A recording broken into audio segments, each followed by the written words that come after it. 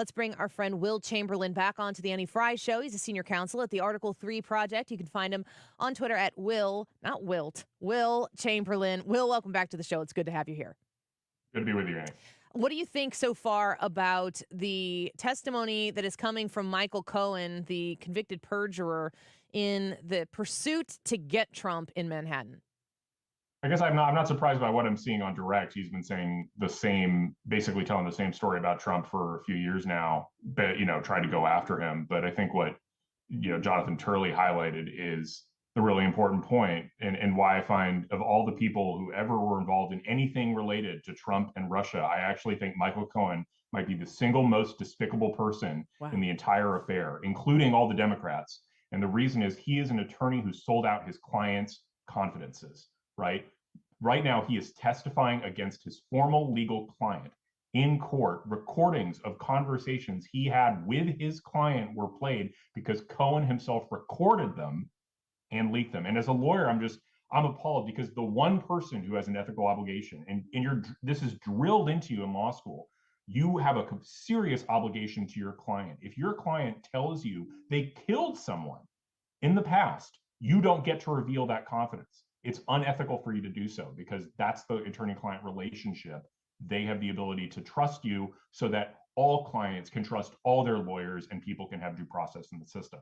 And Cohen didn't just breach that confidence. He literally built a career and built a money-making stream off of saying, I am about to reveal all of my former clients' dirt, give me money. He is the most disgusting person in the entire affair. That's a statement, and really, really hard to disagree with. Will Chamberlain with the Article 3 Project talking to us today about the current situation going on in the Manhattan trial, the non-hush money trial.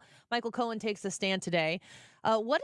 You're talking about that being drilled into, it's an ethical thing. I assume that there's no legal obligation for attorney-client privilege. How does anybody, if there's no legal conflict here, but it's a gross unethical behavior, how could anybody in that has to surround themselves with lawyers, like a businessman like Donald Trump or a politician or whatever, how could anybody ever trust anybody for legal advice again? I mean, the guy has been disbarred, so he can't practice law again. He did get sent to jail for perjury.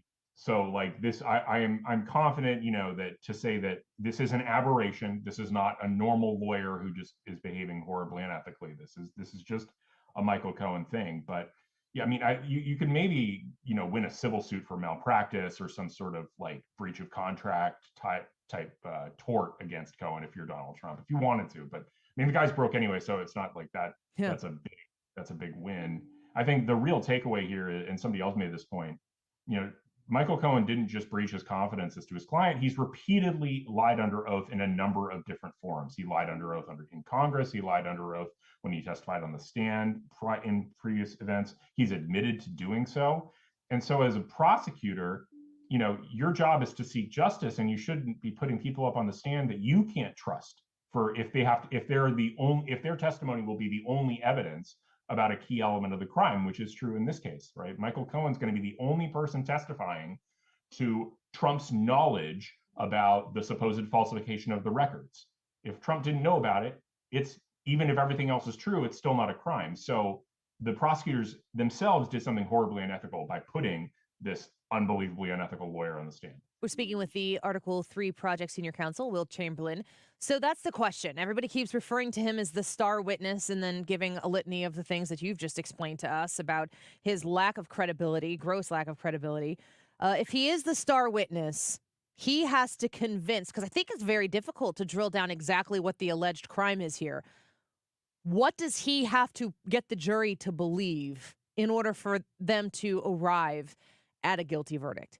He has to there's two elements of Donald Trump's state of mind that he has to be able to testify to by testifying to conversations that the two of them had, right? He needs to be able to demonstrate that Donald Trump knew about the fact that they were going to falsify business records and that he knew that there was a campaign finance violation inherent in that, right? Like both of those elements of knowledge are important because this isn't just a misdemeanor, it's a felony. To upgrade it to a felony, the falsification has to be in service of another crime.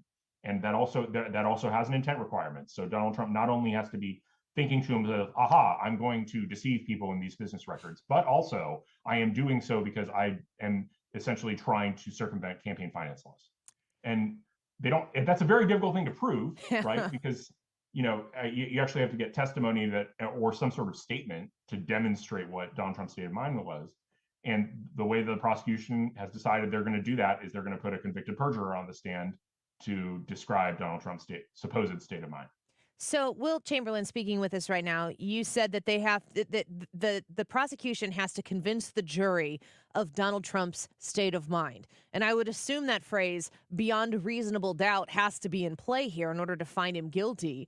They have to the jury has to be so persuaded beyond any reasonable doubt that Michael Cohen is telling the truth here in order to find Donald Trump guilty of a charge that, as I understand it, they had to go through some legal gymnastics to get it into the court system that they're trying to prosecute this in, because the campaign finance concerns, am I saying this wrong, were actually a federal offense, and they passed on the opportunity to prosecute him there?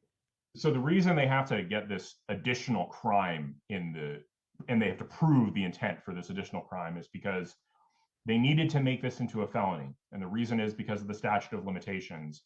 For this particular crime, the statute of limitations is 3 years if it's a misdemeanor and 6 years if it's a felony. For it to be a felony, it has to be in service of this other crime. So because this was brought last year and indicted last year, the statute of limitations had run on the misdemeanor charge. So it was felony or nothing. So that meant they had to go through this whole convoluted process and convoluted theory to get to a place where they could even indict the former president. Man, I'm not in any way, shape, or form a legal mind, which is why we rely on you, Will, to come on here and give us this insight. But it's even harder to do it when the legal theory doesn't even make sense when you explain it because of the gymnastics they're having to go through. I want to go back to something that you said a little bit earlier here, and you kind of said it in passing, but I think it's such an important part of the Michael Cohen part of this equation. You mentioned the fact that he's broke. Yeah. What is the consistent thread here in all of the lying that he's done in front of Congress and courtrooms and everything that Michael Cohen has done? It seems as though he has been invested in the Michael Cohen brand, and any publicity is good publicity, that he wants to translate, I guess, in a TV show, The Fixer or whatever this is. We're going to play that later on in the show. It's outrageous. It seems as though the outcome for Michael Cohen is that people want to see more Michael Cohen, and that everything he's doing right now might translate in people investing more of their time into consuming Michael Cohen in whatever capacity they can. And if he's broke, there's motive there in my mind to continue on doing these outrageous things, because in the end, even though you and I might not understand it, Michael Cohen still sees a benefit. I also think I think the big one is this sort of irrational revenge motive that Cohen has. I mean, remember, Cohen worked for President Trump, and I think there's reports that he thought he was going to go to the White House when President Trump, got in 2016, and that just didn't happen. I think President Trump knew well that Michael Cohen wasn't somebody you could trust, and that he wasn't going to bring along in a serious position. And I think that stung Cohen. And then I think also Cohen felt like Trump should have pardoned him or something. And so I see this as sort of a long-running revenge fantasy, but that in itself is an indictment of Cohen's credibility. If you're on the stand testifying to all these things and you have this underlying implicit motive that you hate the guy and you want to see him in jail, well, that colors. Shouldn't we doubt whether what you're saying is true? I mean, I even saw a liberal legal analyst, Eli Honig, on CNN make this exact same point about Stormy Daniels, where he's like, the cross-examination went terribly. Daniels admitted that she hates Donald Trump and that she wants him in jail. That means that you, as a juror or a prosecutor, can't take her that seriously and can't rely on her for important testimony. Yeah, it's such an important part of all of this.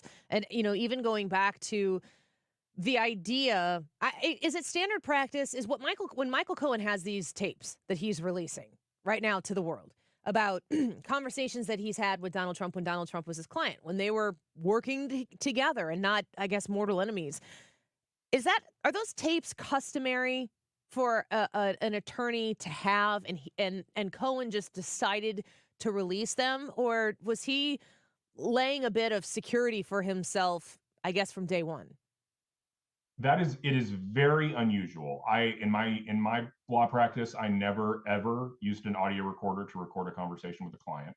I didn't have too many direct conversations one-on-one with clients, but I also never saw any of my superiors do it. And I mean, you would take notes, but you would, at the top of any notes you would take, you would say, confidential, privileged attorney-client communications, so that people would know, like, oh, this needs to stay in house, it needs to not be disclosed. And you take that really seriously. Like, the part also of your job as a lawyer is how you handle confidences and how you handle those communications. Like, they should be at the office. Privileged communications should be in a secure folder on your computer or in a secure location. Like, they shouldn't just be spread out all over your desk generally. Like, that's something that the ethics bodies tell you should be doing. I mean, it's a serious thing, because it's malpractice if you waive privilege as a lawyer and then the guy is hurt by those communications. You could get sued for it. You can get disciplined, as Cohen ultimately was.